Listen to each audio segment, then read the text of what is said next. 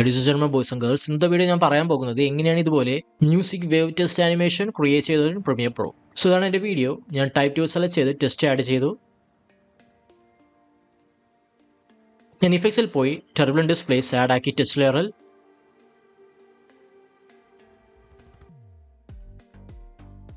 Under Effect Controls, Turbulent Displace, Change Displacement, Vertical Displacement select ചെയ്തു. Amount keyframes set ചെയ്തു at the beginning of the timeline, changed to 250. Size keyframes set ചെയ്തു at the beginning of the timeline, changed to 500. Complexity 10. Evolution keyframes set ചെയ്തു at the beginning of the timeline. Pinning ഞാൻ change ചെയ്ത് Pin or Locked select ചെയ്തു. 1 സെക്കൻഡിൽ പോയി ഞാൻ Amount 0, Size 0, evolution 1 set ചെയ്തു. So ഇപ്പോൾ നിങ്ങളുടെ ടെസ്റ്റ് ആനിമേഷൻ ഇതുപോലെ ഇരിക്കും.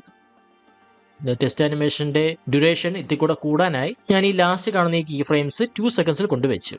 And that's it ladies and gentlemen boys and girls.